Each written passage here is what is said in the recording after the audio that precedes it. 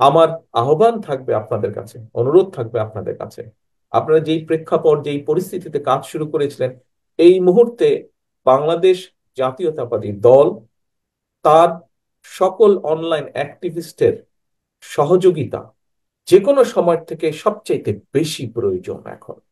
নিশ্চয়ই আপনারা খেয়াল করেছেন বিগত কিছুদিন যাবত, আগামীতে যদি একটি স্বচ্ছ নিরপেক্ষ নির্বাচন হয়, বাংলাদেশের অধিকাংশ মানুষের, অধিকাংশ ভোটারের সমর্থন এই দল পাওয়ার সম্ভাবনা যত বেশি উজ্জ্বল হয়েছে, তত বেশি দেখেছেন বিএনপিকে মিডিয়া ট্রায়ালের সম্মুখীন করা হচ্ছে।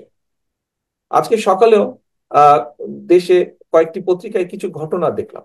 দেখার পরে কেন্দ্রীয় অফিসে আমি যখন খবর দিলাম, তারা চেক ব্যাক করে আমাকে জানালো ঘটনা ঘটেছে একরকম, পত্রিকার পাতায় উপস্থাপন করা হয়েছে আরেক রকম ভাবে।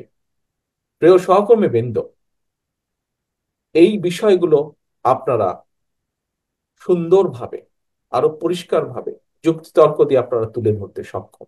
অর্থাৎ যেই কথাটি আমি বলতে চাইছি, একটি মহল বা যারা ষড়যন্ত্র করছে বাংলাদেশ জাতীয়তাবাদী দল, বাংলাদেশি জাতীয়তাবাদী শক্তির বিরুদ্ধে, একই সাথে দেশের স্বাধীনতা সার্বভৌমত্বের বিরুদ্ধে, তারা তাদের অবস্থান থেকে তাদের সাথে যে সকল মিডিয়া হাউসের সম্পর্ক আছে তাদের মাধ্যমে, ঠিক 111-এর সময় যেভাবে বিএনপিকে মিডিয়া ট্রায়ালের সম্মুখীন করা হয়েছিল, ঠিক একইভাবে এরকম একটি প্রেক্ষাপট ধীরে ধীরে তৈরি করার চেষ্টা তারা করছে।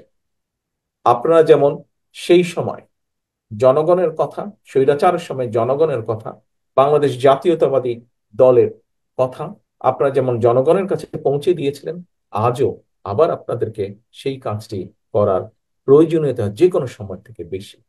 এবং এইটি আপনারা মনে হয় করতে পারবেন একমাত্র আমরা যদি সকলে ঐক্যবদ্ধ থাকি। এবং এই কাজটি শুধু আপনারা করতেই পারবেন না, আমি দৃঢ়ভাবে বিশ্বাস করি এই কাজটি সবচেয়ে সুন্দরভাবে, সবচেয়ে সঠিকভাবে আপনারাই করতে পারবেন, আপনাদের পক্ষেই করা সম্ভব।